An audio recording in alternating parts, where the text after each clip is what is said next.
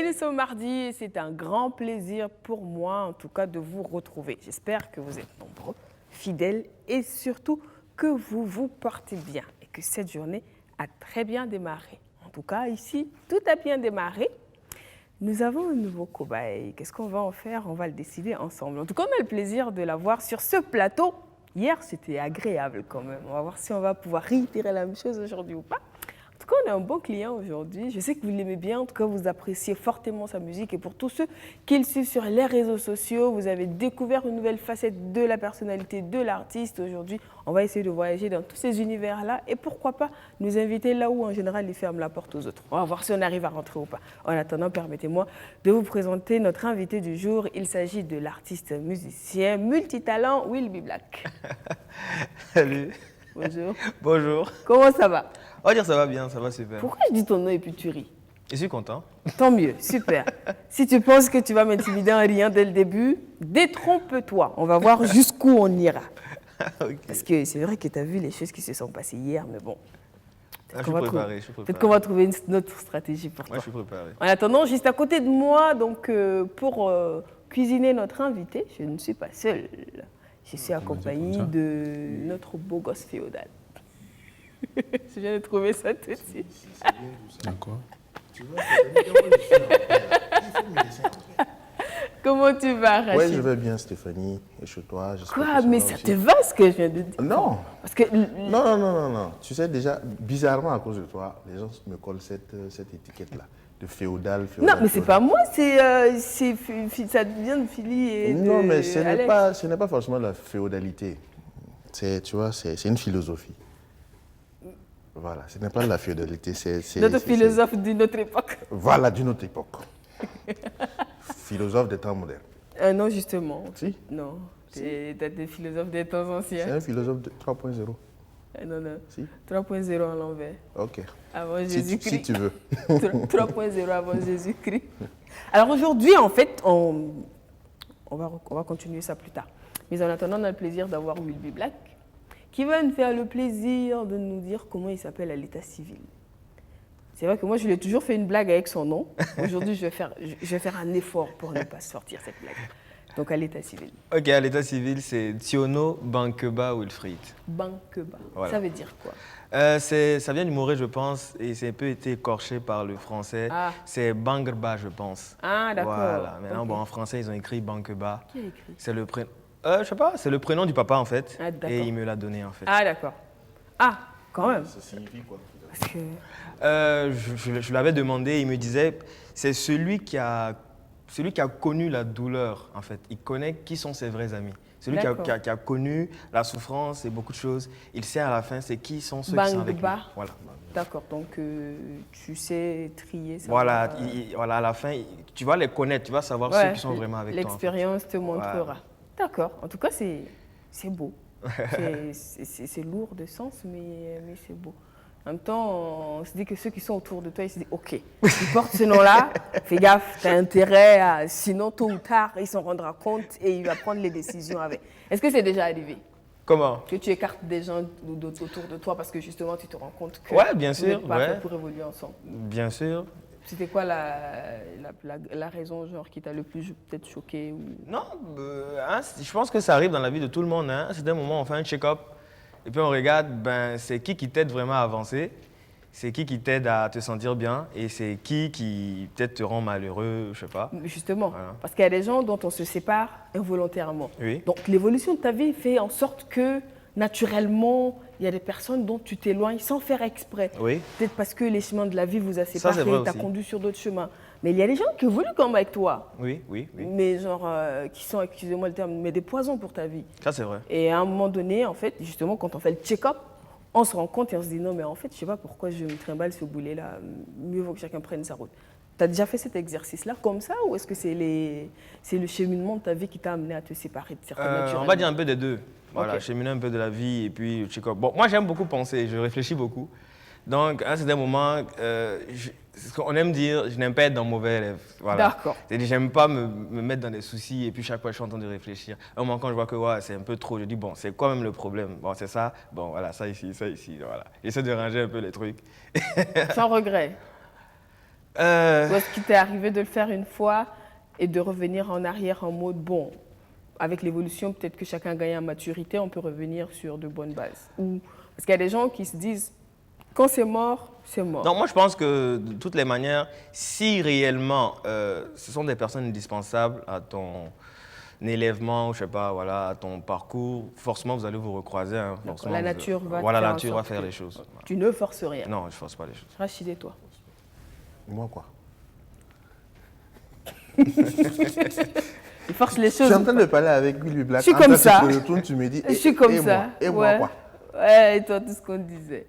Tout ce que vous T'es disiez. comment, toi? En mode c'est mort, ou on peut encore mettre de l'eau dans son vin, rattraper Moi, je suis pour la deuxième chance. D'accord. Voilà, j'aime bien qu'on me donne une deuxième chance pour souvent, voilà, un certain nombre de choses. Donc, souvent, moi aussi, je n'hésite pas à donner une seconde chance. Mais la troisième n'existe pas, par contre. D'accord. Voilà. C'est pour ça, en fait, que l'expression consacrée, c'est une seconde chance. Mais bon, on va faire comme ceux qui ont bu un verre de vin rempli plusieurs fois. Ça peut être une seconde chance donnée plusieurs fois aussi, ça existe. Donc, c'est quoi ton histoire, pas avec la musique, hein, ton parcours de vie aujourd'hui, quand tu regardes en arrière dans le rétroviseur, les étapes que tu as franchies dans ta vie, si on ne parle pas de la musique. Oui, oui. C'est quoi l'histoire de Wilfried? On va dire quoi? Wilfried, c'est un garçon qui est né en Côte d'Ivoire. Voilà, ma mère est ivoirienne, mon père est burkinabé. Mais dès l'âge de 5 ans, je suis venu au Burkina Faso. J'ai fait pratiquement toute ma scolarité ici. Souvent, je repartais en vacances en Côte d'Ivoire, mais la dernière fois, je pense qu'en 2010, juste avant qu'il y ait les problèmes là-bas. Les événements, comment ça? Et voilà, j'aimais pas trop l'école. Pas parce que j'aimais pas travailler, c'est parce que je ne comprenais pas. C'est par la suite, en grandissant, tu ne voyais pas l'utilité d'aller à l'école. Voilà, j'ai compris que je me concentrais plus sur ce que je comprenais. Si je trouvais que c'était utile, je me mettais à fond dedans. Et je pense que je n'avais pas pu capter rapidement. Je pense que tu n'es pas un cas isolé. Non, sérieusement, je le dis honnêtement, je pense que tu n'es pas un cas isolé et qu'il y a beaucoup d'enfants qui aujourd'hui, c'est la rentrée en plus, il y en a qui vont aller au CP1 pour la première fois jeudi, qui ne sauront pas pourquoi ils partent à l'école justement. C'est vrai. Donc c'est vrai qu'il faut penser à faire en sorte que les enfants comprennent pourquoi c'est très il faut important. aller à l'école. C'est très, très important. Et ça va souvent faciliter beaucoup le fait d'être intégré à l'école, de se dire « Ah, je vais à l'école, c'est pour ça. » C'est pour ça, donc il faut que... Et c'est important. Je pense que c'est... Voilà. Donc tu n'es pas un cas isolé. Voilà. Donc, merci alors.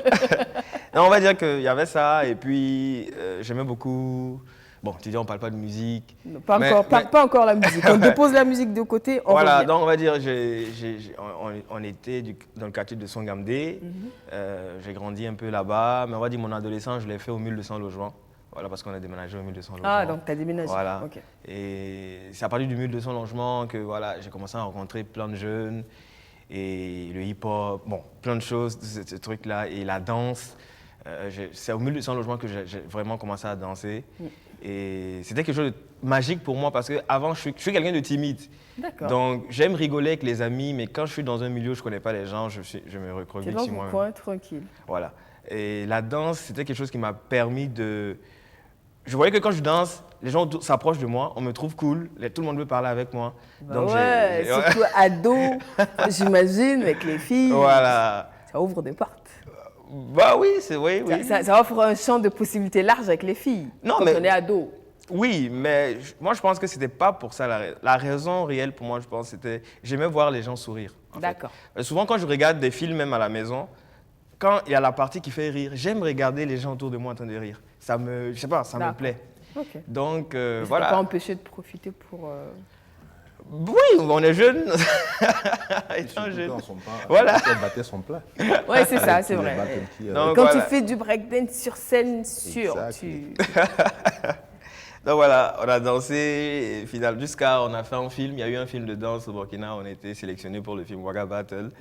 Et voilà, c'est de fil en aiguille. Après, j'ai eu mon bac. J'ai fait une série littéraire. D'accord. J'aimais pas trop parce que mon papa est professeur de chimie. Ok. C'était un peu chaud à la maison parce que quand tu as un parent qui est professeur, c'est pas facile, parce que tu l'as sur le dos. C'est vrai qu'il a tendance à être pour toi en mode mon fils peut pas rater en chimie. je n'étais pas trop fort en maths. Et mais je pense que c'est par rapport à ce que je disais toujours. Ouais. Hein, je n'avais pas compris, en fait, la logique. Ouais. Voilà. Non, c'est pas isolé. On Voilà. entend des adultes aujourd'hui qui travaillent, qui disent oui, mais on a fait cosinus et sinus.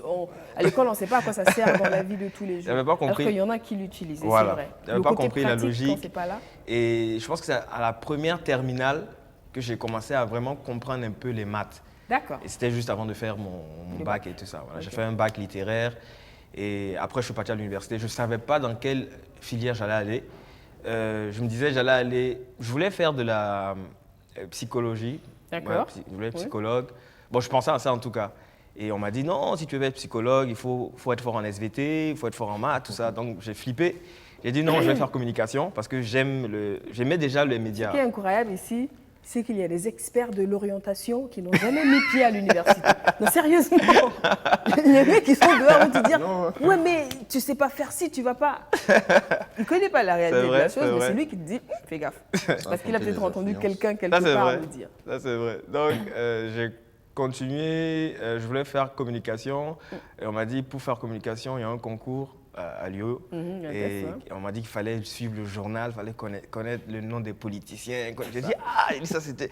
Non, mais en fait, je pense qu'à l'époque, tu avais autour de toi des gens qui étaient en mode, bon, on le déstabilise à fond et il ne choisira aucune filière. Attends, je pense que c'est un peu ça. Donc, finalement, je suis à l'endroit. Et j'ai pas aimé. C'est un choix par défaut, voilà, sans surprise. J'ai pas aimé parce que je trouvais qu'il n'y avait pas de logique. On ne réfléchissait pas par soi-même. Il fallait répéter ce que les professeurs... Il faut intégrer beaucoup de textes. Voilà, il fallait apprendre par cœur et tout ça. Ce n'était pas toi qui devais créer quelque chose de tout ça. Et depuis longtemps, l'enfant, j'aimais bien le cinéma. À la maison, tout le monde me connaît. J'aime bien faire les blagues et tout ça. Et je ne savais pas qu'il y avait une école de cinéma au Burkina. C'est juste après ma première année de droit que ça n'a pas marché même. Et j'ai appris qu'il y avait une école de droit. Cinéma. Donc, juste après, voilà, j'ai dit, moi, je veux aller là-bas. Okay. Donc, je suis allé là-bas, j'ai fait 3 ans. Et voilà, j'ai fait montage vidéo. Super. Une licence en montage vidéo. Ok, bah, c'est parfait, ça. Du coup, c'est dire que le mec qui fait tes clips, il t'a sur le dos. Un peu comme toi et ton père. Non, pas forcément. Parce que celui qui tourne la plupart du temps mes clips, on a fait la formation ensemble, en fait. Voilà. Okay. Et Victor Emegara, c'est avec lui que je travaille même en ce moment. On a fait la formation ensemble, donc je lui fais entièrement confiance. Et voilà, la plupart du temps, le squelette, on le fait ensemble. D'accord. Il faut qu'il y ait tant, il faut qu'il y ait ça, il faut qu'il y ait ça. Et le reste, je le laisse aussi créer. Parce que la plupart du temps, en art, c'est toujours mieux de laisser chacun sortir ce qu'il a en lui. Les deux fusions là donnent quelque chose d'intéressant. D'accord, ok. Donc, un artiste au complet. Je rentre la danse, la musique, le cinéma. Je suppose que tu écris aussi. Bon, je compose, pour ceux qui me connaissent, j'ai déjà composé pour certains artistes, voilà, mais pas écrivain. Mais tu ne te vois pas faire dans du scénario, du dialoguisme non. Oui, beaucoup d'idées peut-être de films, mais la paresse de s'asseoir et écrire un scénario. Tu te dis que tu donneras le synopsis à un scénariste pour qu'il gère la suite. Qui gère ça. D'accord, ok. Ben oui, chacun a sa spécialité, on sait. J'ai envie juste de faire une petite digression pour revenir sur le 1200 logements. Okay. Parce qu'il y a quelqu'un qui a dit qu'il est ton voisin du 1200 logements. Oui. Alors que bon, je ne pense pas qu'il habite au 1200 logements. Qu'est-ce que tu en sais? Ben justement, voilà pourquoi on va vérifier. Mais j'habite au 1200 logements. Ah ouais? Oui, la preuve c'est que j'ai donné des informations précises. Ce que j'ai dit c'est vrai, non? Oui, c'est vrai. Ah ben voilà. Tu habites au 1200 logements? Oui, j'habite c'est ma deuxième maison. Ok. Voilà. Comment ça s'explique? Dis-nous un peu plus. Un peu plus. Tu vois, c'est chez moi, le 1200. J'ai ma famille là-bas, donc voilà. J'y suis presque tout le temps. T'as dansé là-bas aussi? Non, pas du tout. T'as pas fait de hip-hop? Non. T'as de breakdance? J'aimais, mais je ne savais pas le faire. C'est ça le problème. Ouais, je vois. On a essayé, on ne savait pas. Donc ceux qui savaient le faire... C'est normal, c'est un philosophe d'une autre époque. Steven, ça n'a rien à voir. On comprend. Ça n'a rien à voir. Donc c'est dire que maintenant, tu es monteur vidéo. On peut dire ça. Ok. Diplômé? On n'a pas encore, on devait soutenir. Il y a un d'entre nous qui a déjà soutenu, je pense. On attend que chacun soit programmé. Mais on a déjà, j'ai déjà monté des courts-métrages qui ont eu des prix. Il y a eu un court-métrage que j'ai monté qui a eu un premier prix au Togo. D'accord. Et un autre qui était deuxième prix des écoles au FESPACO passé. Ah, bah félicitations. Merci. C'est super. Donc, on voit quand même un joli parcours là. Tu étais vraiment dans l'art. Oui. Et du coup, on se demande maintenant la musique. Oui. Dans tout ça. C'est vrai que tu l'as effleuré en disant quand tu étais jeune. Ouais. À quel moment ça commence? Quand j'étais plus jeune, je me rappelle que quand je m'endormais chaque fois avec la radio.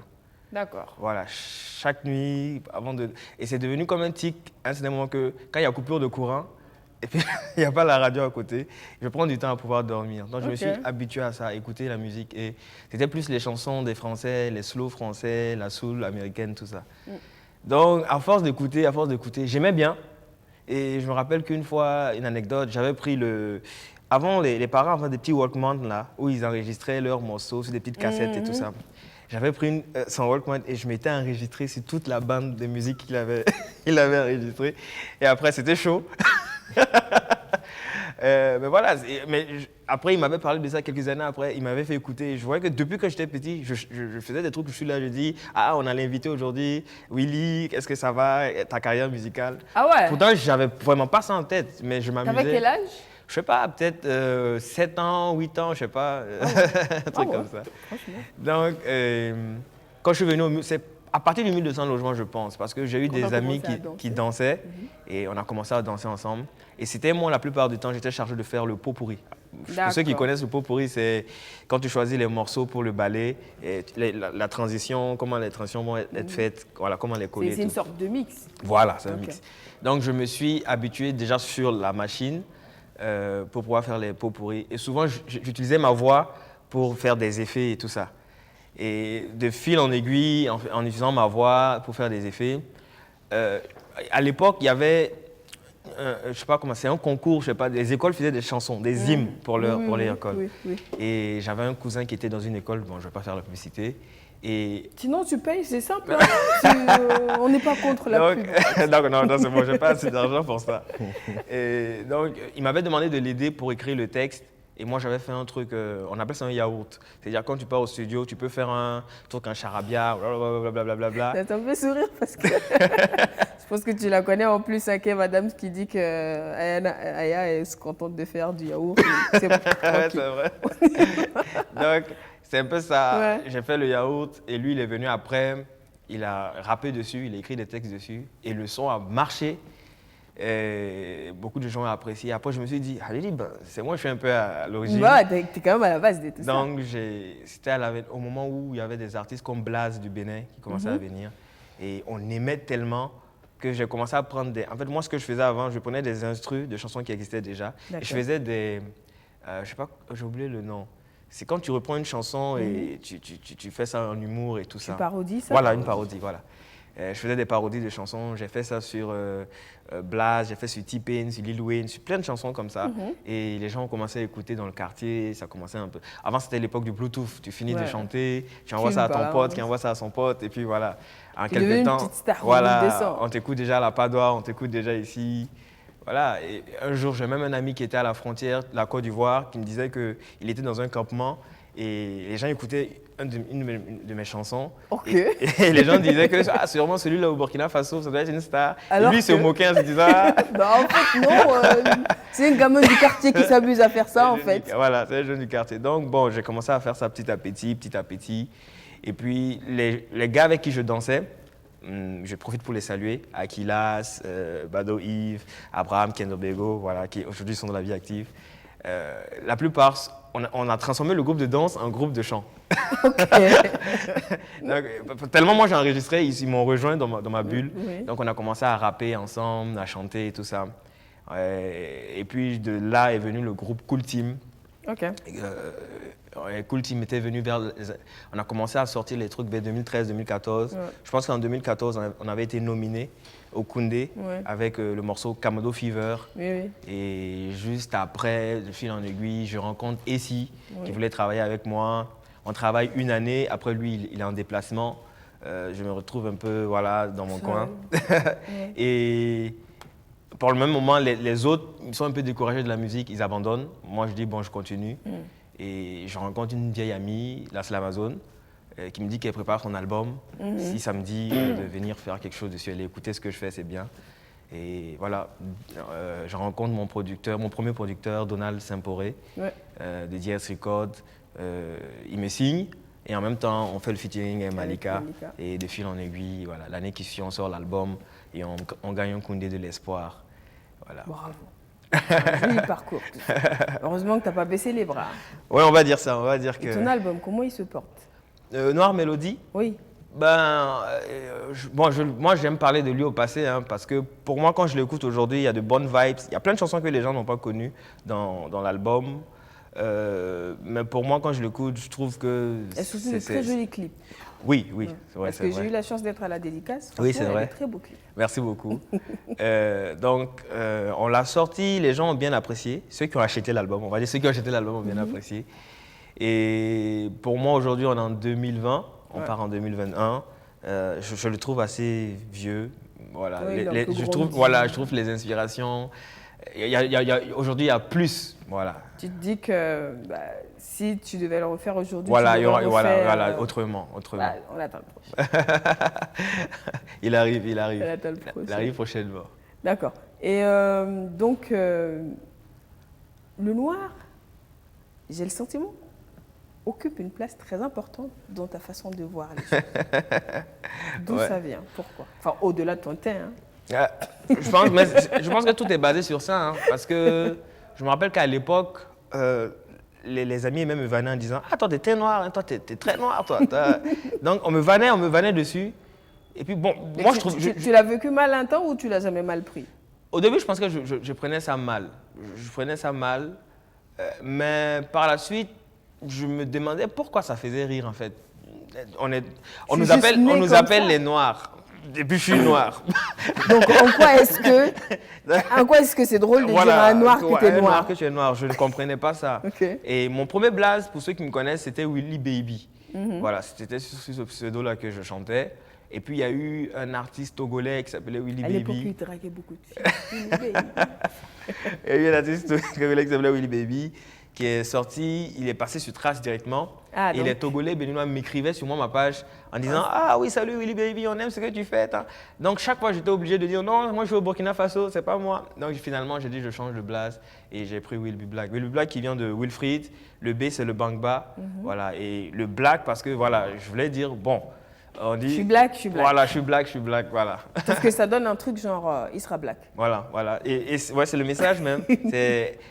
On peut même faire ça en question pour dire est-ce que je serai noir? Voilà, voilà, c'est un peu tout ce truc-là. J'aime bien les jeux de mots. Il y avait un artiste que j'aime bien, will.i.am. J'ai beaucoup aimé un peu son nom et tout. Voilà. Je me suis inspiré. Ok. Et justement, je regarde ton évolution dans la musique, où tu as quand même persévéré au moment où les autres ont baissé les bras. Les occasions n'ont pas manqué de se dire non, finalement, je laisse tomber, c'est un délire de jeunesse. Mais tu as quand même foncé? Ouais, parce qu'à l'époque, le truc, c'est que je faisais même plus ça. Je me disais même pas que j'allais avoir de l'argent dedans. Hein. Je me rappelle que quand on faisait ça en groupe, à un moment, il y a un grand frère au quartier qui disait « Il y a un minier qui a écouté votre musique, il veut vous voir pour vous produire. » Et nous, on a fui. Parce que quand on a entendu qu'il y a une histoire d'argent, on s'est dit que ça c'est compliqué. Hein. Comme on va expliquer ça aux parents, on a fui, on n'est pas parti. Aujourd'hui, quand je pense à ça, je rigole, mais je suis fier parce que je me dis c'était vraiment la passion. Quand on commençait, c'était juste pour qu'on voulait, quand on sort un morceau, quand les gens l'écoutent, ils disent « Waouh, vous êtes fort. Hein. » C'était juste ça qu'on voulait entendre. Vous êtes fort. Vous n'étiez pas motivé. Voilà. C'est fou et quand même. Quand tu grandis, tu finis par voir que l'aspect financier est très important parce qu'il faut un moment que tu décides, est-ce que tu vas faire de ça ton métier? Est-ce que tu vas fonder ta famille avec ça? Et comment même ça fonctionne? Et moi, je pense qu'aujourd'hui, les petits regrets que j'ai, c'est que quand nous, on rentrait dedans, on ne savait vraiment pas dans quoi on mettait les pieds. Voilà, on est rentré avec le bon cœur, en se disant, bon, tu arrives, si tu es fort, les gens vont trouver que tu es fort, ils vont t'inviter, tu vas prendre ton argent et puis tu es riche. Non, basique. Facilement. Ouais, logique, basique. Tu es fort, on se rend compte que tu es fort, on t'invite, on te paye, tu es riche, tranquille. Alors que l'industrie de la musique, c'est pas ça. C'est pas linéaire comme ça. C'est un peu plus des cosinus et des sinus en fait. C'est vrai. Il y avait plus de calculs à faire, plus d'équations. Donc, on a appris ça, je ne vais pas dire tardivement, mais on l'a appris dedans. On était en fait déjà dans la moule quand on a appris ça. Et puis, ben voilà, on a essayé de tirer notre épingle du jeu, voilà, comme on pouvait. Et musique, cinéma, Oui. études. Comment tu concilies tout ça maintenant? On va dire qu'aujourd'hui, ce qui prend plus de place, c'est la musique. D'accord. Voilà. Parce que côté montage, si tu dois travailler sur un long métrage, la plupart du temps, tu es un mois en cabine avec le réalisateur. Ça, voilà, c'est un truc qui va se faire en un mois et tout ça. Ouais. Et quand je dis un mois, tu es en cabine, c'est du matin au soir. Tu ne vois pas le soleil se lever, se coucher, tu es dedans. Tu es à l'intérieur. C'est un travail de... Je ne vais pas dire travail de fourmi, mais voilà, tu es vraiment occupé. Tu ne peux pas lui dire « Ah, demain, j'ai prestation de telle heure à telle heure. » Non, non, non. Il faut être dedans. Voilà, il faut que tu sois là à fond. Donc, c'est peut-être souvent les petits gombos, des petits reportages. J'ai des amis qui sont à fond dedans. Donc, souvent, quand ils sont pris, ils peuvent t'appeler pour dire « Ouais, j'ai un petit truc, si tu as le temps. » Montage de 2, 3, 4 voilà, heures. tu viens, tu fais un truc, et puis voilà, tu prends ta part, et puis voilà, c'est ça. Sinon, j'avais dans la tête, je me disais que bon, on fait la musique, on essaie de récupérer assez de sous ou voilà, quelque chose pour à côté. Parce que j'ai un scénario en tête, j'ai même 2 scénarios en tête. Il y a des trucs que je veux tourner, mais je me disais, bon, je me fais d'abord un petit fond de roulement pour déposer à côté. Ça coûte ce que ça coûte aussi. Voilà, le cinéma aussi, c'est pas facile.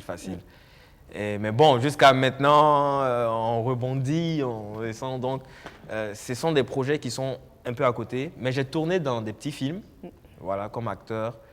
Et voilà, c'est quelque chose qui est à côté, mais je veux pas abandonner. J'ai toujours ça en tête. Pour ceux qui connaissent, qui suivent souvent ma page personnelle, pas ma page, ils remarquent que souvent je fais des petites vidéos Vine. Oui. Voilà, parce que je ne veux pas oublier, je veux toujours rester dans l'idée de créer des choses cinématographiques. Parce qu'en fait, le truc, c'est qu'au fur et à mesure qu'on avance, on découvre l'humoriste qui se cache derrière l'artiste. Oui. D'où vient ce délire-là? Non, je pense que c'est le Will qui était là depuis longtemps. Parce que quand les gens m'ont découvert, ils ont découvert le mec qui apparaît avec les dreads, qui est habillé, voilà, le gars. Donc les gens se disent, ouais. Qui vient d'une autre planète. Et même, je pense qu'il y a un ami qui me disait qu'à Fada, il a entendu des jeunes faire la bagarre parce qu'un disait, non, Will Be Black, lui, il vient en France. Moi, je sais, Et un autre qui dit, non, il vit au Burkina. Beaucoup de gens se sont créés une image de Will Be Black. Donc les gens... Quand je fais des trucs assez rigolotes, les gens se disent non, c'est pas Will Be Black, non, toi tu es... Pourtant, moi je dis souvent aux gens, moi j'ai fait le Zenda Caboret, hein. Moi je suis un gars du pays. Donc voilà, donc c'est des choses souvent qui reviennent. Et souvent je me dis, mais pourquoi attendre? Pourquoi perdre le temps en me disant non, peut-être c'est à la retraite, je vais faire cette... Non, je me dis, si maintenant je peux le faire, et déjà il y a plein d'artistes qui le font ailleurs, hein. Je vois sur des pages, P-Square, même aux États-Unis, en France. Sur la page de l'artiste, ce n'est pas seulement la musique. Voilà, puisque avec les fans, avec ta communauté, tu dois communiquer de toutes les manières possibles. C'est vrai. Mais c'est quand même beaucoup de temps accordé à chaque aspect de ta vie. Ouais, donc ça fait beaucoup de choses. Ouais. Donc, c'est quoi la place des filles dans tout ça? C'est ça. Ne te mets pas à bégayer, s'il te plaît, parce que tu savais qu'on allait y arriver. Non, mais ça c'est, je vais dire, c'est le côté un peu difficile de la chose, parce que la plupart du temps, quand on me pose la question, je réponds, et les gens disent non, c'est une réponse facile. Quand je dis c'est la musique, ma femme, en réalité, on ne le dit pas en disant c'est la musique, ma femme, pour fuir. C'est parce que ça prend tellement de temps. Souvent, quand tu te lèves le matin pour composer une musique, tu ne peux même pas te rendre compte, un seul moment, il fait déjà soir. Et tu te rends compte que des heures sont passées, tu n'as rien fait, tu n'as fait que ça. Et peut-être souvent, tu n'as même pas terminé. Ouais. Demain, tu vas encore t'asseoir là-dessus. Et je me suis rendu compte à un certain moment que, pourquoi je dis que la musique a pris trop de place, c'est parce qu'à un certain moment, je me suis rendu compte que quand les amis sortaient pour aller en boîte ou tout, si je me mets à commencer à composer à partir de 20h, si vers 22h ou 23h, on m'appelle pour dire « Ah oui, ce soir on sort, en fait, hein », je ne sortirai pas. Okay, parce que il y a trop de place, j'ai donné trop de place à la musique. Tu as démarré un truc avec elle, il faut que... je suis resté focus sur ça. Ça fait que côté sentiments, filles et tout ça, à part un moment où j'ai vraiment fait le vide dans ma tête, sinon la plupart du temps, ceux qui me connaissent savent que je suis quelqu'un... Si je prends dans les pensées musique, Je suis en train de penser scénario de clip. Je suis en train de penser, comment on va faire pour faire ça? Comment on va... La plupart du temps, ma tête est... Voilà. Ouais, mais tu as quand même eu, on va dire, de 2013 à maintenant, ça fait 7 ans. Oui. Tu peux pas nous dire que c'est le vide total en 7 ans. Non, pas le vide total. On ne fuit la question. Non, je ne fuis pas. Non, pas le vide total. Non, j'ai eu des relations, vous Voilà. dites ça? Oui, bien sûr. C'est ça en fait. Donc, là, Non, oui, bien sûr. Non, j'ai eu des relations aussi, c'est ça. En 7 ans, combien? Je sais pas. Non, c'est pas beaucoup, je pense pas. Non, c'est vrai, je suis sorti avec, déjà, il y a une artiste déjà dans le milieu avec qui je suis D'accord, sorti. il y a une artiste, ok. Et après, je sais pas, peut-être 2 personnes, deux filles. 2 autres filles. Voilà, et puis voilà.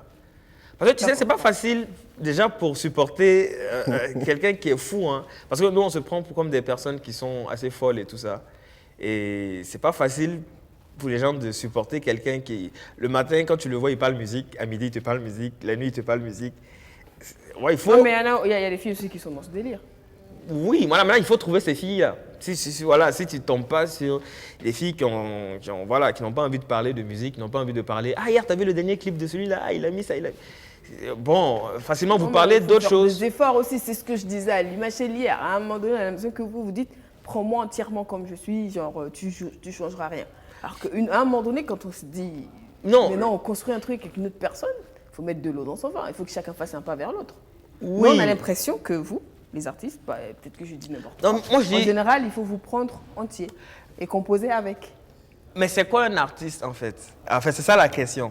Les gens aiment le beau côté. Le beau côté, c'est ce qu'on voit à la télé. Bah oui. C'est les photos. C'est, voilà, on parle de lui partout. glam. Quand il arrive, tout le monde veut prendre photo avec lui. Ça, c'est le beau côté. Mais en réalité, l'artiste, c'est celui qui se torture à longueur de journée. C'est celui qui, souvent avant de dormir, il réfléchit à des centaines de choses. Ouais, telle chose. Est-ce que j'ai rencontré telle personne? Est-ce qu'il faut que je fasse un feat avec lui là? Il y a tellement de choses. C'est vrai que souvent, on a besoin d'une personne à côté pour s'épauler. Voilà, la personne te donne des conseils. Mais si tu trouves une personne qui ne s'intéresse pas trop à ce que tu racontes, si genre vos discussions ne t'intéressent pas, à un certain moment, tu t'ennuies. Tu finis par t'ennuyer de la personne. Et... Mais en clair, qu'est-ce que tu nous dis, Will, en ce moment? Oui. Qu'est-ce qui se passe dans ta vie? En ce moment, il y a Phono Wendy qui vient de sortir. Tu sais que tu ne vas pas échapper. Non, il ne va pas échapper, ça c'est sûr. En ce moment? Non, je suis célibataire en ce moment. Sûr? Oui, sûr. Phony Wendy. Ça, c'est le scoop. C'est moi qui ai sorti le son. Donc, Phony Wendy. Ouais, non, même Wendy. Je vais te poser la question que j'ai posée en off, à laquelle tu as donné une réponse. Toi, tu es célibataire. Mais il y a combien de filles aujourd'hui qui pensent être en couple avec toi? Ben, peut-être il y en a, je ne peux pas être dans la tête de tout le monde. Mais non, si elle le pense, c'est qu'il y a un truc. Si elle le pense, c'est qu'il y a un truc et elle se dit, ouais, non, mais en fait, c'est mon chéri, on est ensemble. Il y a quelque chose que quand on était jeune, le papa d'un ami nous a dit, Monsieur Da, il nous a dit, faites tout pour ne jamais faire pleurer des femmes. Ouais, c'est important. Voilà. Il dit, parce que au-delà même d'être gentleman et tout ça, bizarrement, on dirait que quand la femme pleure, ça peut t'attirer des problèmes. Je ne sais pas ce qu'elle te souhaite dans son cœur pendant qu'elle coule des larmes. Voilà. Donc, je veux dire, par rapport à ça, je peux dire que une fille peut t'approcher et te dire ses sentiments. Tu ne vas pas tout de suite dire, ah, non, et c'est mort, et cherche-toi, non. Mais tu vas te dire, bon, avec le temps, elle-même va remarquer que tu n'es pas intéressé. Si on ne veut pas, on trouve la manière pour dire qu'on ne veut pas, Will. Oui, non, c'est ça, c'est une manière, en fait, c'est une manière de dire que, voilà, on ne peut pas ou on ne veut pas. Sinon, et tu sais, en tant qu'artiste, et surtout nous les artistes, on remarque ça la plupart du temps, hein, il y a beaucoup de filles qui, à partir du moment qu'elles arrivent à t'écrire, il y a une, je veux dire quoi, accessibilité, c'est plus facile pour elles. Et si tu souris déjà avec elle, elle se dit que sûrement il y a quelque chose. Parce qu'elle te voit déjà dans quelque chose. Elle se dit que forcément il y a quelque chose. Donc soit souvent, il faut être froid avec certaines personnes et on finit par dire que lui c'est quelqu'un, ouais c'est un artiste, il se prend la tête, il est la grosse tête. Soit tu es super cool et les gens confondent ça avec quelque chose d'autre et puis ça devient quelque chose d'autre. Tu vois, souvent c'est jaugé sur les deux. C'est pour ça que je dis que je ne peux pas savoir. Il y a peut-être des gens qui... D'accord, ok, on a compris le message. Bon, comme tu l'as dit, en ce moment, ce qui est nouveau dans ta vie, c'est Phony Wendy. Voilà. Il y a un clip? Oui, le clip, il est sorti. On va le voir. Ok, d'accord. Si on l'a, en tout cas, on va le voir et on revient. J'espère qu'on l'a.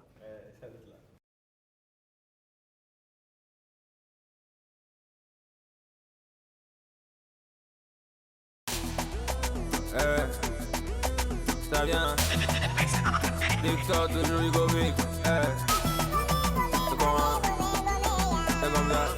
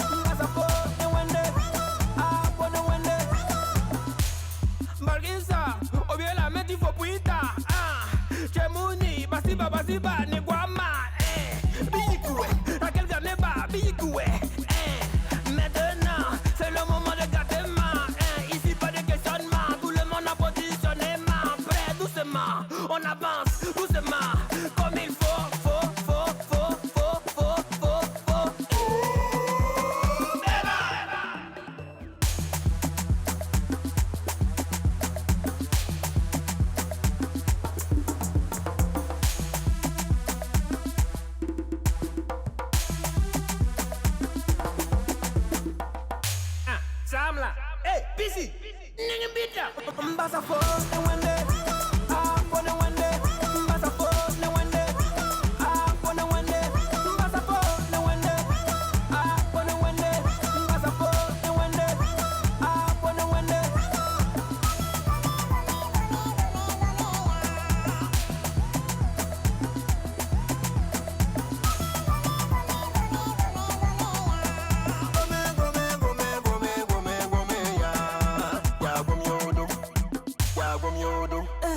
Dewita, Nabiyama, Mbasa yamne wende.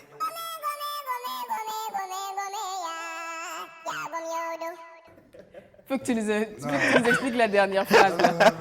Il faut que tu nous expliques la dernière phrase là. La dernière phrase. Ah oui, non, en fait, je suis un supporter du Barça. Voilà. Je voulais en fait dire aux gens, je les laisse avec Dieu. C'est qu'il y a un maquis qui s'appelle comme ça? 2-8. Ah bon? Attends, je les laisse avec Dieu. Voilà. Donc c'est le dernier bébé. Voilà, c'est le dernier, c'est le tout dernier. On va en parler, mais on va faire une petite pause pour que je te présente les autres qui nous ont rejoints sur ce plateau aujourd'hui. Alors, il a un large sourire comme ça jusqu'à ses oreilles, même s'il est en retard. Alex, comment ça va? Je vais très bien, Stéphanie. Ça va, ça s'est bien passé? Quoi ça? T'as pu déposer ta candidature? Ah oui, t'inquiète pas, je t'attendais. On viendra voter pour toi. J'attendais tout le loft pour On qu'on viendra m'accompagne voter à pour toi. déposer. Non, je compte sur Rachid. Je te nomme. Tu es mon président de campagne, non? Ah bon? Carrément. Je te nomme en Bon, je direct. t'envoie le contrat tout à l'heure après l'émission. Non, non, On va non, signer en ça fait, à rapidement. l'africaine, en fait, à l'africaine. Ouais, non. Et juste à côté de Alex et de Will, nous avons Monsieur Daouda Sawadougou. Exactement. Il est formateur, des formateurs en secourisme à la Croix-Rouge burkinabé. C'est bien cela. J'ai tout bien dit? Oui. D'accord. Et là, je suis responsable des formations D'accord. du centre de formation de la Croix-Rouge burkinabé. Donc responsable de formation au centre de formation de la Croix-Rouge, Oui. formateur des formateurs, Oui, des secouristes. absolument. D'accord. Donc il forme ceux qui forment les secouristes. Absolument. Et il est le responsable des formations à la Croix-Rouge. Merci beaucoup. Bienvenue sur notre plateau. Merci. Alors, on peut se tutoyer tous, hein? Absolument. D'accord. Donc avec toi aujourd'hui, on va aborder la question des accidents domestiques. Oui. Parce que chez nous à la maison, on a beau penser qu'on est bien, qu'on est en sécurité et tout ça, Oui. il n'empêche que ça peut arriver des accidents pouvant malheureusement aller jusqu'à la mort. Oui. Et quand ça arrive, c'est bon de savoir souvent quoi faire immédiatement. C'est ça. D'accord. Donc on va en parler. Mais avant, Rachid a quelque chose pour nous. Tu vois? Ok, sans transition, Stéphanie. C'est ça, comme d'habitude. Tu vois, quand elle veut me parler, elle me dit, Rachid a quelque chose pour nous. Au moment où tu t'y attends le moins. Voilà. Elle a même pas fait un clin d'œil. tout Non, ça, même pas un clin d'œil. Attends, on toujours- parle de formation, on parle de maison. Un coup, Rachid a quelque chose pour nous. Bon, d'accord. En fait, moi, je voulais juste qu'on parle de comment on va dire ça, de création de contenu. Création de contenu. Voilà. Tout à l'heure, Will Black a parlé de quelque chose de très important. Il dit souvent on fait des publications. Ça n'a pas forcément de rapport avec ce qu'on fait comme activité. Voilà. Donc, vous parlez de création de contenu. Est-ce que, je peux déjà te demander, est-ce que toi, tu sais un peu quand on dit création de contenu, c'est quoi? Bah, c'est mettre du texte, des vidéos ou de la musique sur Internet, je sais pas. C'est pas forcément sur Internet seulement. La création de contenu, déjà, c'est deux mots, moi, je prends. Création et contenu. Le contenu, effectivement, c'est comme tu l'as dit, ce qu'on va diffuser. Mais maintenant, la création, c'est la manière dont tu vas délivrer le message. Donc, aujourd'hui, ce que je vous propose, c'est de parler de création de contenu sur les réseaux sociaux. Donc, ça, c'est moi, mes conseils à moi. Voilà, pour toute personne qui veut faire de la création de contenu. La chose souvent qu'on oublie, très souvent, c'est de planifier les choses, d'établir une certaine stratégie pour se dire, bon, qu'est-ce qu'on fait, pourquoi, vers qui, en fait, on parle. Rapidement, aujourd'hui, quelqu'un crée sa page Facebook et puis commence à faire des publications parce qu'il a des articles à vendre et tout. Alors qu'il y a toute une organisation autour qu'il faudrait quand même au préalable faire. C'est-à-dire déjà, il y a différents points. Premièrement, vous devez vous rassurer de bien connaître le public cible vers lequel vous allez vous adresser. Et je préconise toujours d'élaborer une petite stratégie. Ne serait-ce qu'à défaut d'une stratégie, on fait un plan éditorial qui va donner les lignes directrices en fait, de tout ce que vous allez diffuser. C'est-à-dire que vous définissez la période. Sur 6 mois, sur 3 mois, peu importe. Donc sur cette période, voici exactement le nombre de publications que je vais effectuer sur la période donnée. Et en fonction de ça aussi, pouvoir savoir quel type de message formuler. C'est en ce moment que va intervenir ce qu'on appelle la charte éditoriale. C'est-à-dire, est-ce que, tout à l'heure Stéphanie demandait, est-ce qu'on peut se tutoyer et tout, voilà. Donc la charte éditoriale va venir définir si vous allez utiliser le ton, le vous, ou bien vous allez utiliser le tu pour vous adresser aux gens.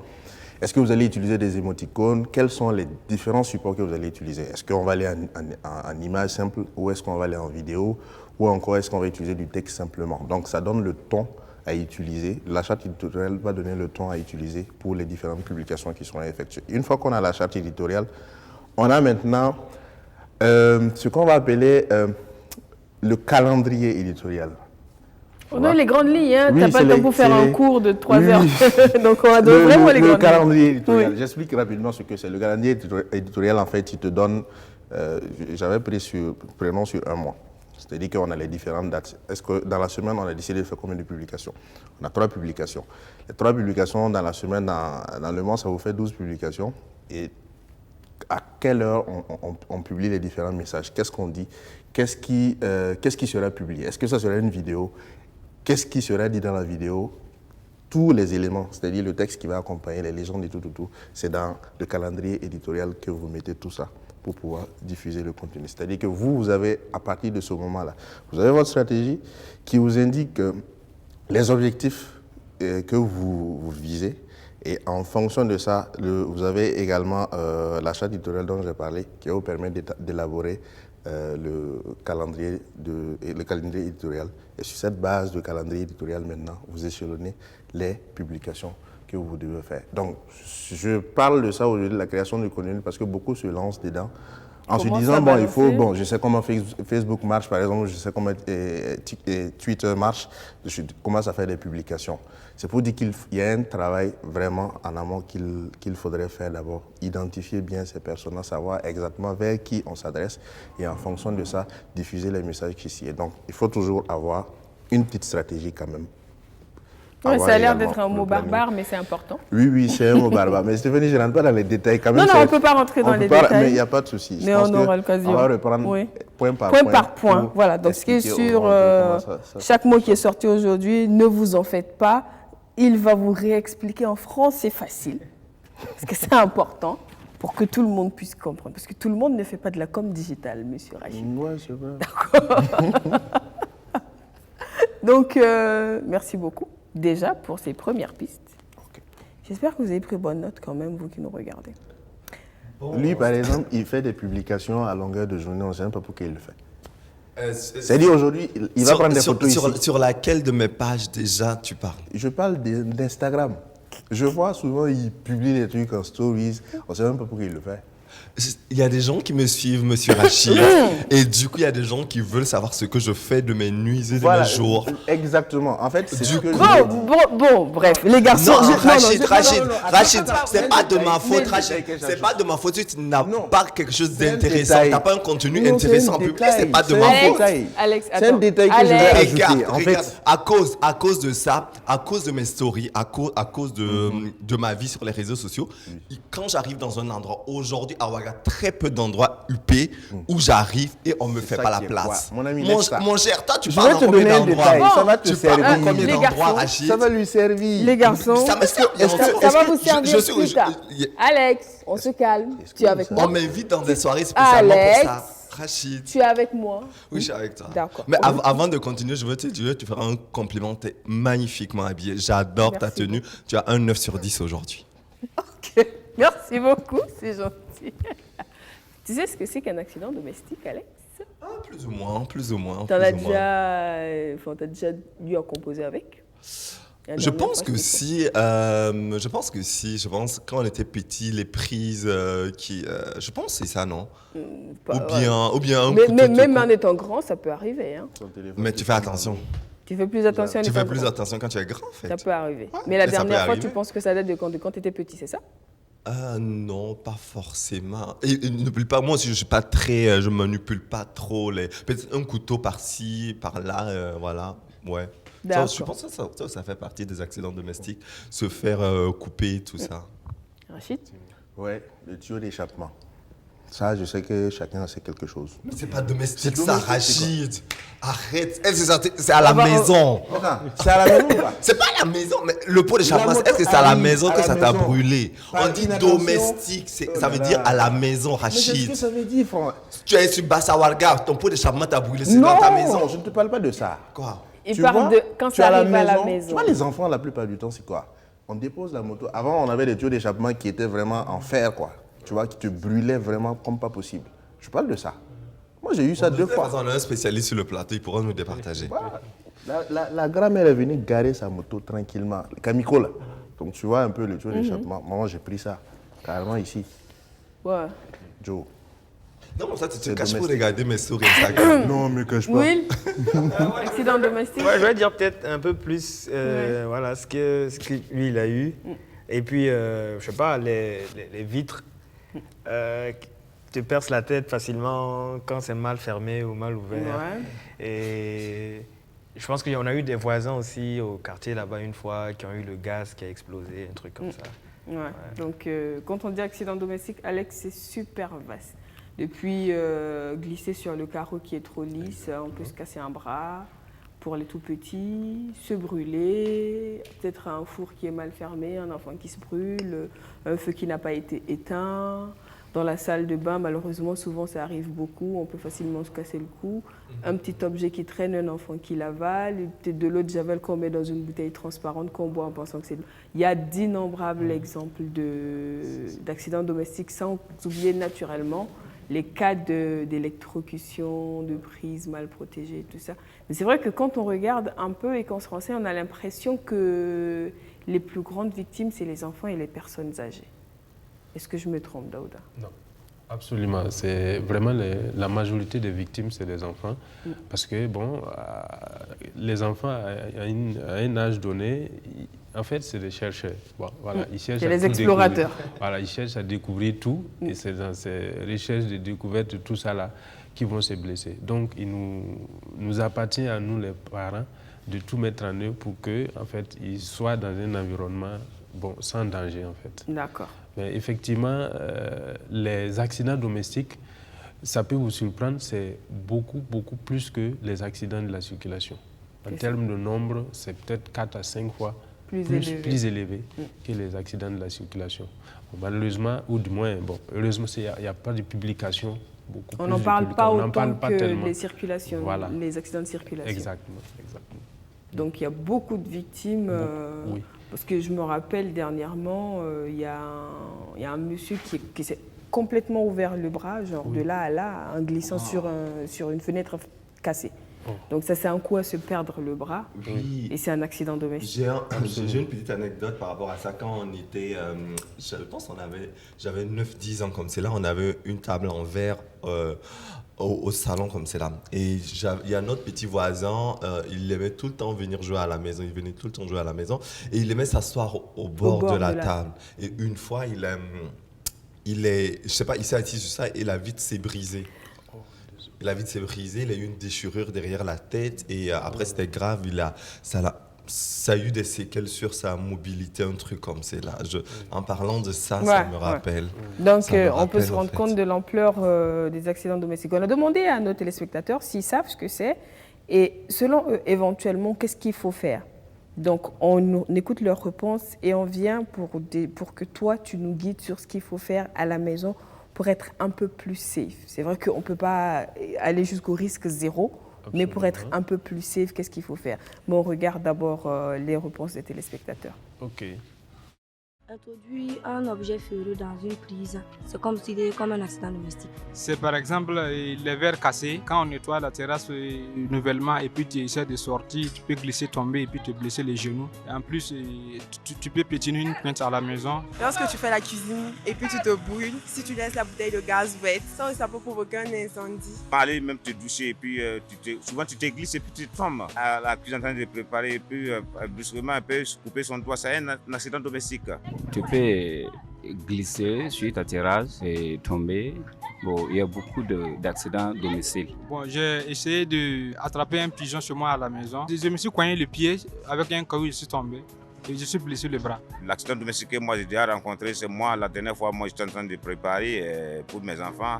Et puis, brusquement, comme moi je ne suis pas habitué, je me suis coupé le doigt. Automatiquement, j'ai cherché du mercurochrome, je me suis foutu là-dedans et puis ça s'est passé. En cas d'accident domestique, là, il faut couper le courant et appeler les secours si c'est nécessaire pour la réanimation de la personne.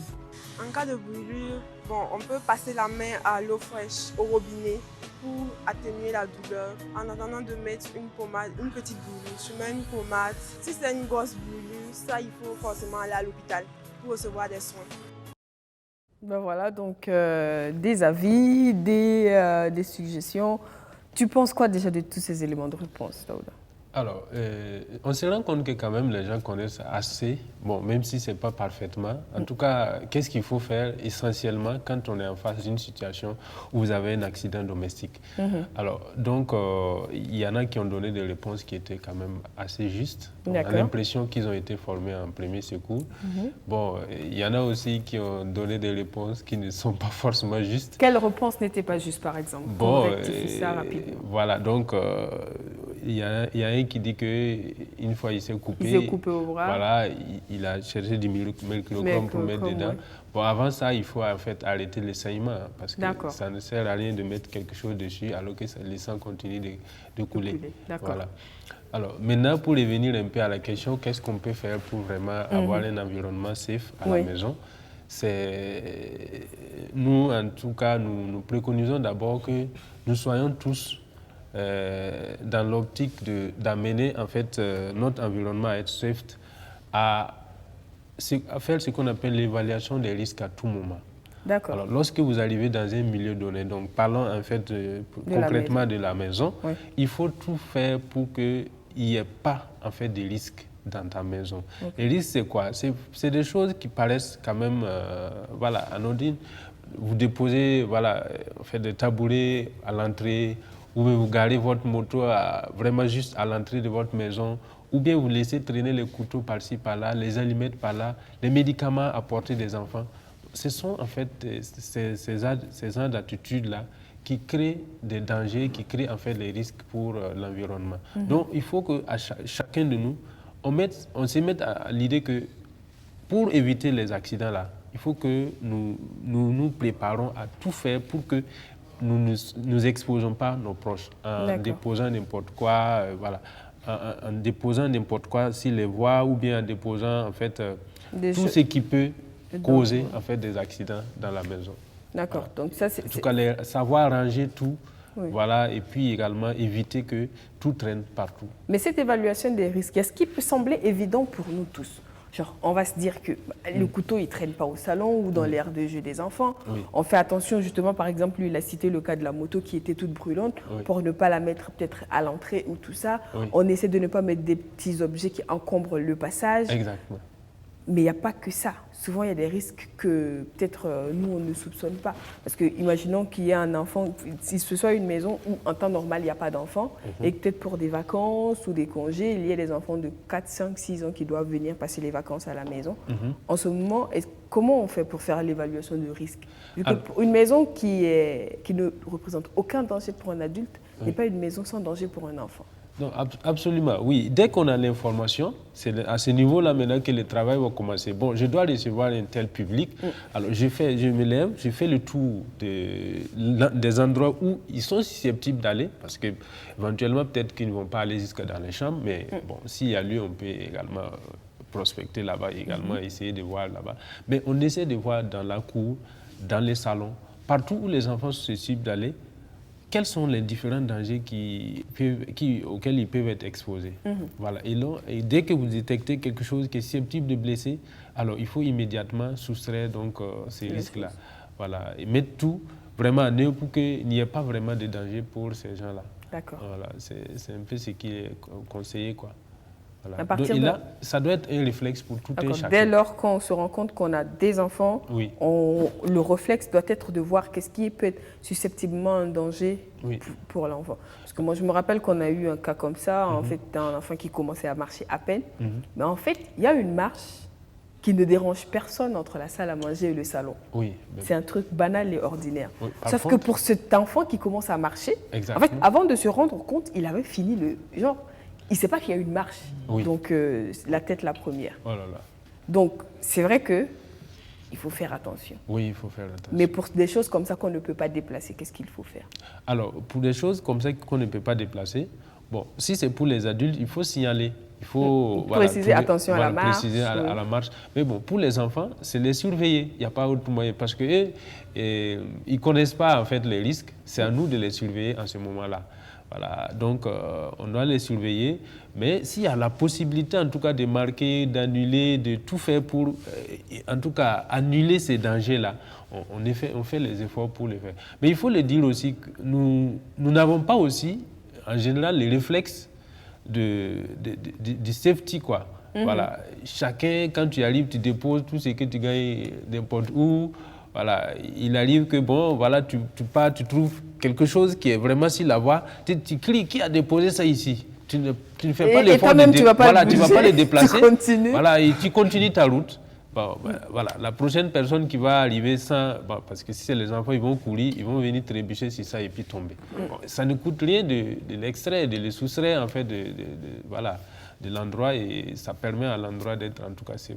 Donc on n'a pas vraiment tout le temps ces réflexes de safety, c'est ça en fait notre souci. J'avais te poser une question à Will. Tu te verrais toi vider par exemple ton salon parce qu'il y a des enfants qui viennent?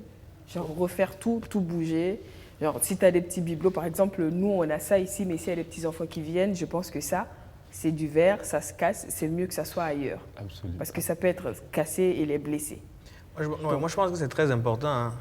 Souvent, les gens, ils se disent non, c'est pas grave, non, c'est pas si grave. Moi, je pense ou alors, il faut tenir ton enfant. Je pense qu'on doit faire les deux.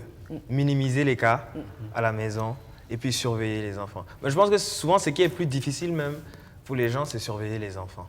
Que de changer. Voilà, que de parce que je pense, en fait, je parle de vous les garçons, parce qu'on se dit que souvent, il y a des choses auxquelles vous tenez souvent dans votre maison. Genre, tu aménages ton salon en mode tu veux ci, tu veux ça. C'est souvent des petits objets fragiles. Mais vous êtes tellement content d'aménager votre intérieur qu'ils sont là, vous les aimez bien, c'est sympa. Dès lors qu'il y a un enfant, en fait, il faut vous arranger pour que ça ne soit plus là. Est-ce que vous vous sentirez genre à l'aise de ça, genre vous débarrasser de ça pour longtemps? Parce que si c'est votre enfant, par exemple, jusqu'à ce qu'il ait 6-7 ans, il y a des choses que vous n'allez plus avoir dans votre maison. Oui, mais moi je pense que c'est plutôt... Si tu es attaché à la chose fragile, bon, je pense que tu vas déplacer la chose. Voilà. On n'a pas le choix, en fait. On n'a pas le choix. Au-delà même d'éviter l'accident pour qu'il n'arrive rien à ta chose. Voilà. Donc souvent, tu risques de faire ce geste, pas pour l'enfant, mais genre pour l'objet. Non, bon, pour les deux, mais bon. On prend par exemple un ordinateur portable que tu sais que bon, l'enfant à tout moment, lui il s'en fout, il peut mettre l'eau dedans, même soulever, aller jeter. Comme les portables. Donc tu ne vas jamais les déposer vraiment à portée des mains. Par contre, bon, on ne se rappelle pas que bon, le couteau qui traîne là peut blesser l'enfant ou les médicaments que tu as déposés à portée, il peut les avaler et lui il pense que c'est des bonbons. Donc c'est voilà. J'ai même un petit message même par rapport à... Souvent, je pars chez des amis, moi je vois souvent dans des vidéos d'Instagram et tout ça. Il y a plein de gens qui ont des piscines à la maison et qui ne mettent pas les rembarres. Voilà, alors qu'il y a beaucoup d'accidents souvent avec ça. Oui. Sauf que également pour les noyades des enfants, on n'a pas besoin forcément de la piscine. Ça, il faut vraiment qu'on dise aux gens. Alors, la noyade, c'est quoi? C'est en fait quand l'eau remplace l'air qui est dans les poumons là. Voilà. Et là, on n'a pas besoin de tomber forcément. Voilà, dans une piscine. Une bassine d'eau, une petite bassine d'eau, ça suffit pour noyer un bébé, un enfant. Voilà. Donc il suffit que la tête soit immergée et bon, voilà, et c'est la noyade. Et c'est ça qu'il faut en fait dire aux gens. Parce que souvent, les retenues d'eau, voilà, garder hors de portée des enfants. Exactement. Non que c'était juste une bassine d'eau qui était déposée. Non, mais ça suffit pour noyer un bébé, un enfant. Voilà, donc il faudrait faire attention. C'est comme on l'a dit, c'est vraiment quand il y a des enfants, il faut vraiment les surveiller. Très attention. Voilà, faire pour les personnes âgées aussi, souvent à un moment donné, il y a des aménagements à faire dans les maisons. Absolument. Pour les personnes âgées, les traumatismes majeurs, c'est les chutes. Voilà. Les personnes âgées, la mobilité est réduite, donc facilement, elles peuvent chuter. Donc il faut tout faire pour vraiment éviter notamment l'eau qui tombe, qui peut faire glisser. Également, les terrasses qui sont, les carreaux qui sont trop lisses, il faut les éviter. Et ce qui est également fréquent, c'est les chutes dans les toilettes. Parce que là-bas, c'est déjà mouillé. Donc si les carreaux sont un peu lisses seulement, facilement, on peut trébucher et puis tomber. Voilà. Donc, quand on atteint un certain âge ou quand on doit accueillir une personne d'un certain âge qui va séjourner longtemps chez nous, il faut faire des travaux pour que la personne soit un peu plus en sécurité, si on en a les moyens. Ou alors, on aménage un espace propre et safe pour cette personne-là. Exactement. D'accord. Et au-delà de ça, il faut également les surveiller comme aussi naturellement, les enfants. comme les enfants, il faut surveiller, voilà, il faut s'assurer. À partir d'un certain âge, comme j'ai dit, la mobilité est réduite, la personne elle-même ne peut pas réellement trop se prendre en charge. Il faut à tout moment être là, surveiller la personne. Elle peut tomber et puis ne pas être capable de se relever comme les enfants. Et donc, il faut agir vite. D'accord, oui. Voilà. Je voulais demander, il y a des formations pour ça? Oui, il y a des formations pour ça. Ça s'appelle formation sur les premiers secours. D'accord. Et là, si vous avez cette formation, ça vous permet d'être apte à intervenir pour n'importe quelle situation de traumatisme auquel vous avez en face de vous. Ce serait bien qu'au moins dans chaque famille, au moins une personne soit... Normalement, ça peut être... C'est vrai que c'est important. Au moins une personne par famille puisse bénéficier de cette formation-là. Oui, c'est naturel parce que, comme on le dit, comme je viens de le dire, les accidents domestiques là sont beaucoup plus que les accidents de la circulation. Voilà. Et bon, malheureusement, ce n'est pas répertorié, du moins ce n'est pas publié. C'est pas publié comme les accidents de la circulation. Bon, ça, les gens se retrouvent à l'hôpital pour gérer ça. Et pourtant, si on a une famille, un secouriste, ça va réduire beaucoup les consultations liées aux accidents domestiques. C'est sûr. Voilà. Oui, et puis ça va même éviter les cas de décès parce qu'il y a beaucoup de personnes qui sont décédées à la maison, tout simplement parce qu'il n'y a pas eu quelqu'un juste pour le mettre de côté ou bien pour juste voilà, arroser la partie, voilà, etc. C'est des petits gestes. D'accord. Et qui sont on va parler des déterminants. gestes tout de suite, mais apparemment Rachid a quelque chose à dire. Il y a 2 éléments que je pense qu'on n'a pas peut-être développé en profondeur. Pourtant, c'est ça qui est très très dangereux aussi. L'électricité, les prises qu'on met la plupart du temps, brancher les enfants facilement, voilà, ça peut créer des problèmes. Et le gaz. Absolument. Parce que voilà, j'ai une petite histoire comme ça où il y a une dame le gaz en fait a explosé. Et malheureusement, bon, la personne n'a pas survécu. Voilà, c'est vrai que pour les prises, effectivement, de plus en plus pour les installations, on met des prises fermées. Pour que si jamais il y a des enfants, c'est vrai que dans l'élément, elle l'a dit, il y a des enfants qui s'amusent à mettre des objets métalliques. Donc on a de plus en plus, on préconise de plus en plus des prises fermées pour être sûr que même s'il n'y a pas d'adulte à côté, bah, avec ses petits doigts, déjà, il ne va pas arriver à l'ouvrir, encore moins à mettre quelque chose dedans. En fait, les rallonges, ok. Donc il faut faire attention à tout ça. Oui, effectivement. Au-delà de ça, il faut également parler de quelque chose qui est nouveau. En fait, les portables, les téléphones portables, qui peuvent s'exploser à la charge. Il faut faire très attention. Il y en a qui utilisent ça. Qui le branchent et qui communiquent. Et qui communiquent en dormant avec. C'est très dangereux. Actuellement, la batterie en lithium, ça peut exploser. Je me sens concerné. On espère que tu vas arrêter cette mauvaise habitude-là. Donc, si on essaie de faire tout pour éviter une maison dangereuse, genre comme un champ de mine, comme quelqu'un l'a dit. Exactement. Mais le risque zéro est souvent difficile à écarter. Donc, si ça arrive, qu'est-ce qu'il faut faire? Je pense que vous avez des images, on va peut-être surfer sur les images pour avoir des éléments de réponse. D'accord. Voilà. Alors là, vous avez une dame, je pense, qui est en train de préparer du thau et qui s'est effectivement brûlée avec la bouillie chaude. Oui. Donc, ce qu'il y a à faire, c'est vraiment d'arroser la partie rapidement avec de l'eau tiède. Pas froide. Pas froide. L'eau à température ambiante du robinet. C'est ce que le secouriste est en train de faire là. On fait la même chose avec tous les cas de brûlure? Oui, tous les cas de brûlure. Bon, immédiatement, il faut arroser. Et je propose souvent, quand on explique, les gens ne comprennent pas. Non, qu'il faut mettre la pâte, il faut mettre ci, il faut mettre ça. Ben, je demande souvent, pâte, sel, machin. Vous avez déjà vu les femmes qui préparent le thau. Quand elles préparent le thau, ce qu'elles déposent à côté, c'est l'eau.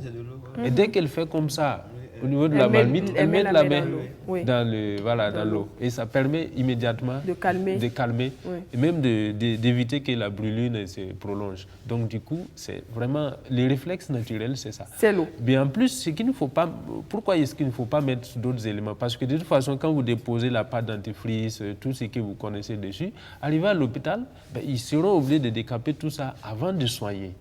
Donc vous allez créer une double douleur inutile. Voilà. D'accord, voilà. ok. Donc, et en plus, on ne sait même pas la composition chimique souvent de certains produits. La pâte dentifrice, aujourd'hui, moi je me demande, il y a combien de marques de pâte dentifrice?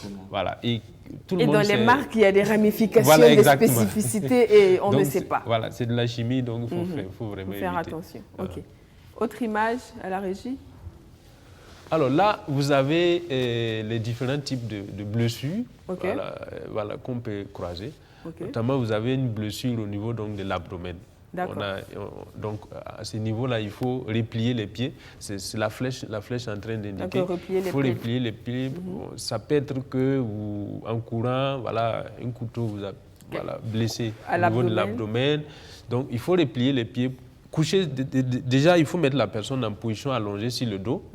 Et replier les pieds pour éviter que les muscles abdominaux, là, voilà ce qu'on a présenté, de s'étendre. Parce que dès que les muscles abdominaux s'étendent, les viscères vont sortir. Donc, on évite ça et on met la personne dans cette position et on l'évacue. On l'évacue tout simplement. Mais on prend le soin seulement de protéger. En général, cette partie-là ne saigne pas abondamment. Donc, on protège tout simplement. On maintient la personne dans cette position allongée sur le dos, jambes et cuisses fléchies. Et voilà. On appelle les secours. On appelle les secours et on évacue la personne. Donc, on n'avait pas fini avec l'image. Est-ce qu'on peut nous ramener? Voici un Oui, on n'avait pas fini avec l'image. Il y a eu beaucoup d'autres traumatismes qui étaient dessus. Alors, vous avez... bon, voilà. Il y a, en bas, c'est pas bien clair, mais bon, en fait, une blessure à l'œil. Et donc, à ce niveau-là, il faut allonger la personne sur le dos et tout simplement maintenir la tête de façon à ce que le visage regarde vers en fait, le ciel. Et on maintient la tête comme ça. On dit à la personne de fermer les deux yeux, de ne pas les bouger, parce que comme ça les yeux travaillent en binôme, dès que un œil est blessé, la crainte est que le liquide oculaire là, ne se vide. Et si ça se vide, on ne peut plus récupérer. Donc il faut maintenir la personne dans cette posture-là, les yeux fermés. Voilà, les yeux fermés.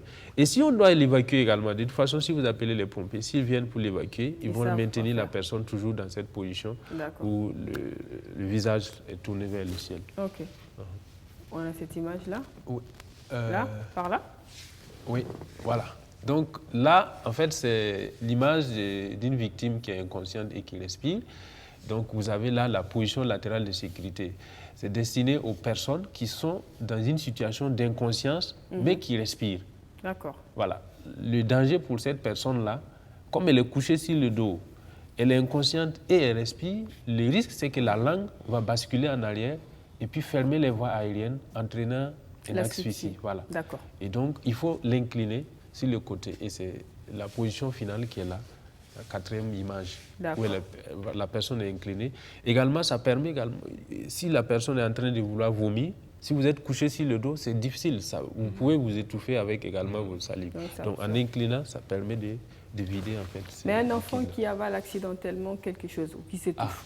Un enfant qui s'étouffe ou bien un adulte qui s'étouffe, la technique reste pareille. Il faut lui administrer 5 tapes immédiates entre les deux omoplates avec le plat de la main. On ne ferme pas le poing. C'est pas pour frapper la personne, c'est avec le plat de la main. C'est avec le plat de la main, mais c'est entre les deux omoplates, je précise. Voilà, pas en bas du dos, mais entre les deux omoplates, parce que quand vous faites pencher la personne en avant, les poumons vont à l'intérieur et quand vous tapez, ça crée un effet de tout. Et ça pousse le corps étranger à l'intérieur qui permet de sortir, de libérer la personne. Ok. Voilà. Et si ça ne sort pas? Si ça ne sort pas, il y a une deuxième technique qu'on appelle la méthode Heimlich. Voilà, qui consiste à comprimer au niveau de l'abdomen. Non, c'est la partie qui est située au-dessus du nombril et en bas du sternum. Voilà. Entre le nombril et le sternum, voilà. Et là, vous placez le point comme ça, vous enfoncez et vous pivotez. Vous faites comme une virgule. Et ça va créer un effet de piston. Bien sûr, la personne est toujours comme ça. Là, vous faites la compression, vous enfoncez, vous pivotez, et ça va créer l'effet des pistons pour pousser le corps étranger vers la sortie. Pour que ça sorte. Voilà. Je dis ça, c'est pour, par exemple, pour un adulte. Pour les enfants qui souvent avalent des pièces de monnaie. Là, il faut distinguer les étouffements. Il y a 2 types d'étouffement. Il y a l'étouffement total et l'étouffement partiel. Alors, l'étouffement total, c'est celui-là où la personne ne peut pas du tout respirer. Voilà. Et en ce moment, sa vie est menacée dans un bref délai. Par exemple, le cas de la ticket où la personne est... Voilà. C'est bloqué. Voilà, c'est bloqué. Il ne peut pas respirer. Et si il n'y a pas qu'on va attendre les pompiers. Sinon, bon, c'est... Il faut impérativement sortir le corps. En ce moment, c'est l'étouffement total. Il faut taper.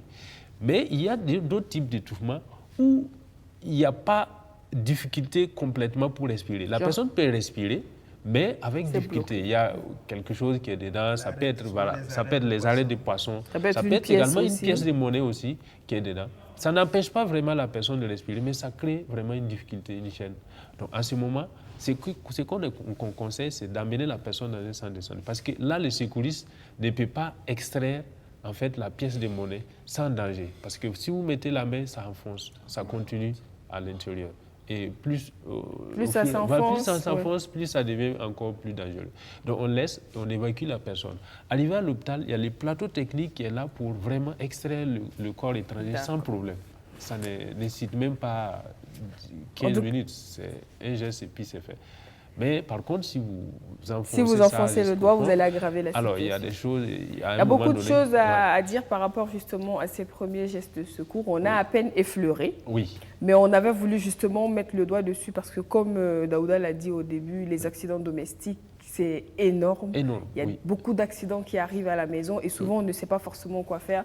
Donc c'est important de le savoir. Et c'est le lieu pour nous de dire que vous offrez des formations pour tous ceux qui sont intéressés. C'est bien cela? Absolument. D'accord. Donc, les centres de formation de la Croix-Rouge burkinabé que vous connaissez, nous offrons ces formations. Il y a plusieurs formations. Et bon, au-delà du secourisme, on a également ouvert d'autres formations, cours professionnels. Mais quand on va parler typiquement du secourisme, ça va du secourisme de base jusqu'à la formation des formateurs de premiers secours. Okay. Donc, voilà, ces formations-là sont ouvertes à tout le monde. Tout le monde peut participer parce que déjà c'est la Croix-Rouge. Ce qu'on souhaite, c'est que toute la population soit formée à ces gestes-là pour qu'on minimise vraiment le nombre de blessés. Voilà, le nombre de gens qui vont aller à l'hôpital pour dire bon, je me suis blessé là, je me suis blessé. Voilà. Et comment on fait pour vous contacter? Alors, pour nous contacter, c'est d'abord se déplacer à la Croix-Rouge burkinabé, à la zone du bois. Voilà, rue 1340, c'est facile. Voilà. Ou bien vous pouvez appeler également le 66 30 38 38. Voilà. D'accord. 66 30 38 38 pour pouvoir bénéficier d'une formation. Will Bibla qui apparemment est très intéressé. Bon, Foni Wende. Oui. D'accord. Ok. Donc c'est ton dernier né qui se comporte comment? On va dire que les gens ont bien apprécié. D'accord. Alors on va dire que les gens ont bien apprécié. C'est vrai que certains étaient étonnés de me voir sur ce style a musical. changé, oui. Voilà. Mais c'est ce que je dis aux gens. Je dis, bon, Will Be Black, c'est plusieurs facettes. C'est juste que les gens n'ont pas encore découvert toutes les facettes. Bah, c'est sûr, ils auront l'occasion de découvrir. Et s'il y en a qui veulent t'avoir sur scène, c'est quoi le numéro de ton staff? 57, 50, bon, je reprends. 57 33 429 423. D'accord. Voilà. En tout cas, merci beaucoup à toi. Et les amis, vous auriez remarqué que derrière moi, les tableaux ont changé. Donc, on va dire un grand merci au peintre Kader Boli. Donc, il répond au 57 08 07 31. Donc, il est là, il va venir pour qu'on le voit. Bah, viens, Kader. Donc, juste là. Donc, comme vous pouvez le constater, les garçons, ce sont ces œuvres qui sont dans notre salon. Et on te trouve où? Mon atelier se trouve à Tanlarin, Kosoro. Okay. C'est dans la commune de Samba. Ok. Donc, monsieur. Je peins là-bas, je fais tout ce que je fais là-bas. D'accord. Donc, apparemment, tu aimes bien peindre les femmes. Oui, les femmes, les animaux, la nature. D'accord, ok.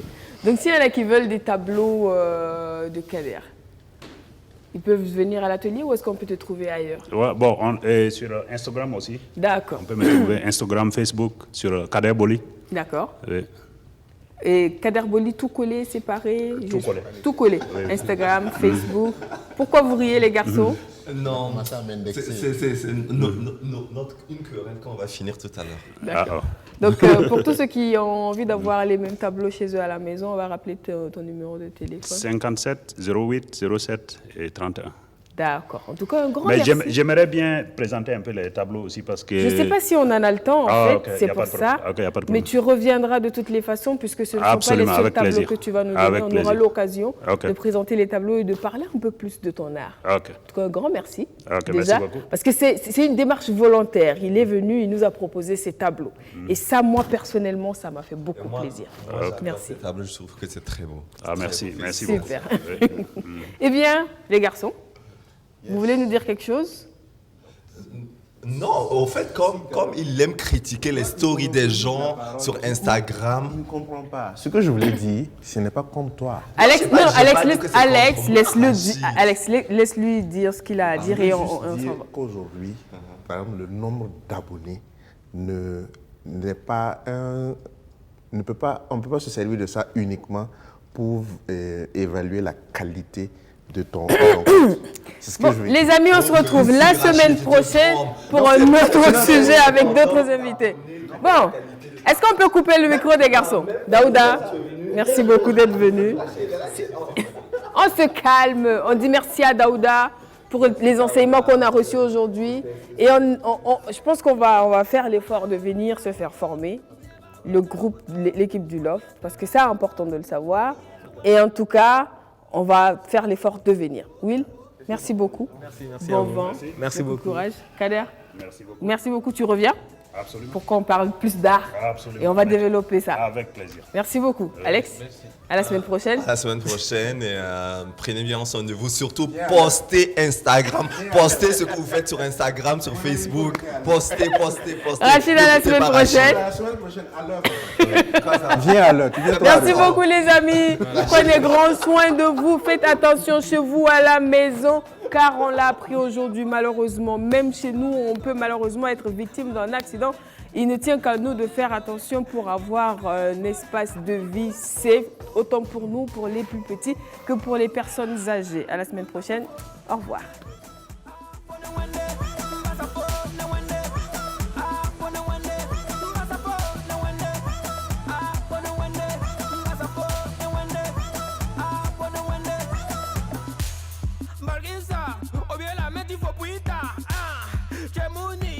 Basiba, ne bois